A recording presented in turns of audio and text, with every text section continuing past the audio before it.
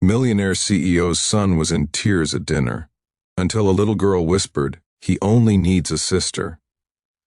The crystal chandeliers of Le Jardin, Manhattan's most exclusive rooftop restaurant, cast a soft golden glow over white linen tables and sparkling wine glasses. Beyond the floor-to-ceiling windows, the New York skyline glittered like a sea of diamonds against the velvet night. Empire State Building glowing red, One World Trade Center piercing the dark. It was supposed to be a perfect 11th birthday dinner for Ethan Harrington, only son of Victoria Harrington, the self-made tech billionaire whose company powered half the world's smartphones.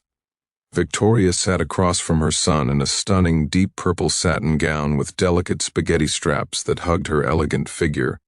Her chestnut hair was swept into a flawless updo, diamond studs catching the candlelight.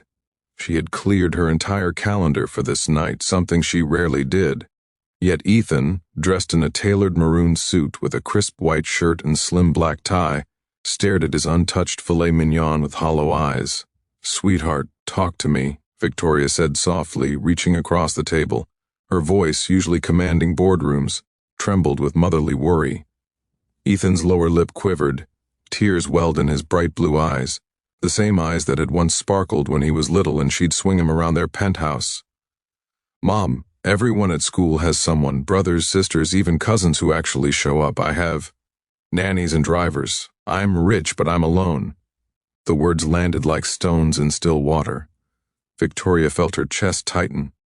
She had built an empire after losing Ethan's father to cancer 6 years ago, pouring every waking hour into Harrington dynamics so her son would never want for anything material. Yet here he was, hands now flying up to cover his face, shoulders shaking with silent sobs that quickly turned loud and raw.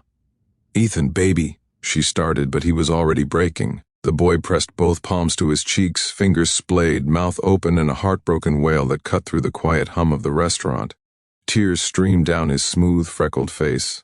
The maroon sleeves of his suit rode up slightly, revealing the watch she'd gifted him that morning, worth more than most people's cars, yet useless against loneliness.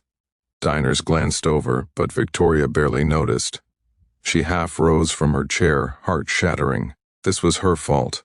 All those late nights, the missed soccer games, the weekends in Tokyo while he stayed home with tutors. Then, from the table directly beside them, a small figure in emerald green lace slipped away from her own mother, a kind-faced waitress who had been allowed to bring her daughter to work on a special night. The little girl, no older than 9, had soft light brown curls pinned back with tiny clips, porcelain skin, and wide, compassionate blue eyes.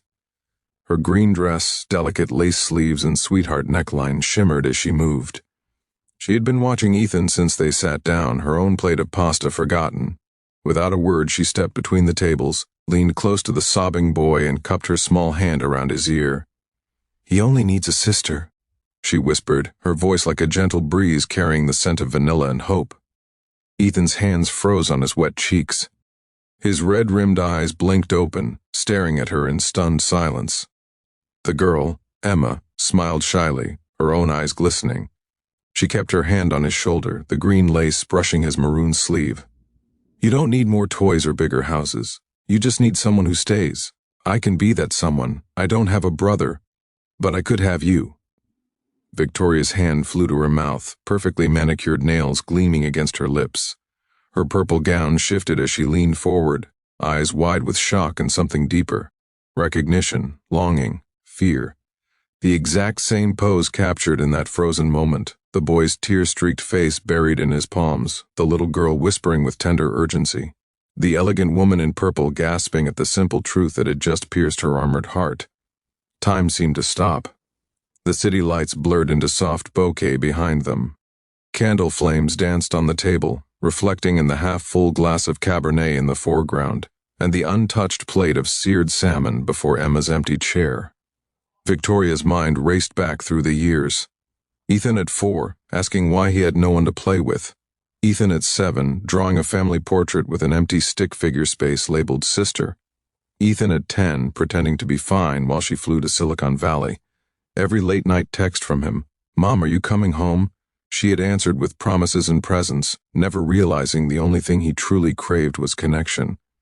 Emma's mother, standing a few feet away in her waitress uniform, watched with tears of her own. She had lost her husband young.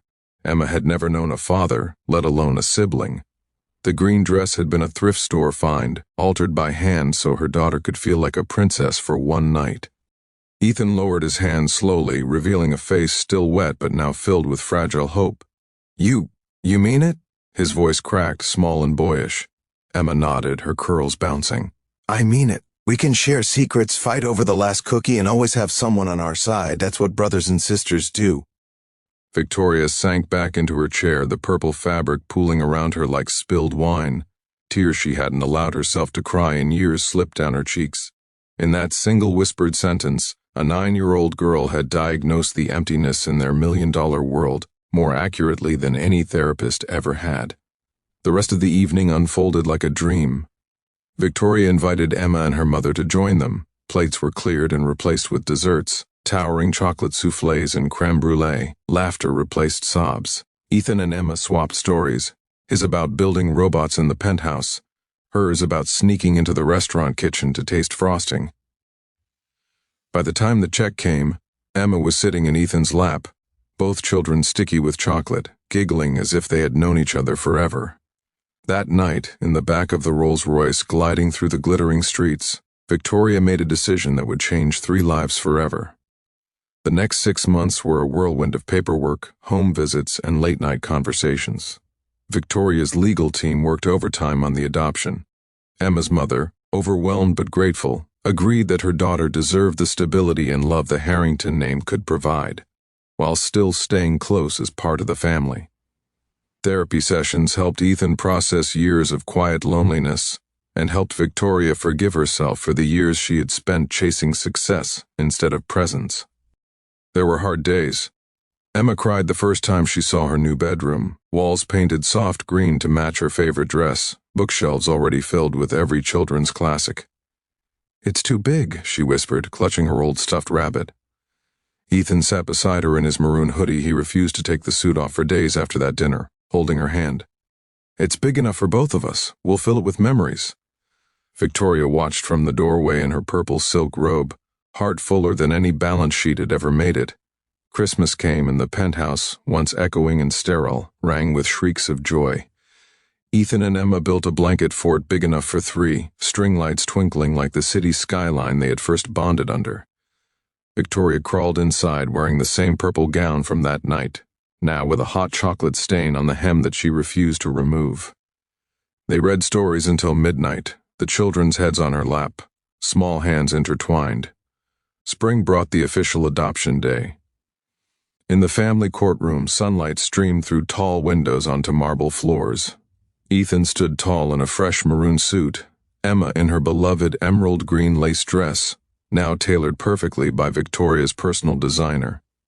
Victoria, radiant in deep purple, signed the papers with a hand that no longer trembled. When the judge pronounced, Emma Harrington, the siblings tackled each other in a hug so fierce the bailiff chuckled. That evening they returned to Le Jardin, the same table, same city lights, sparkling like celebration. This time, 3 plates, 3 wine glasses, sparkling cider for the kids.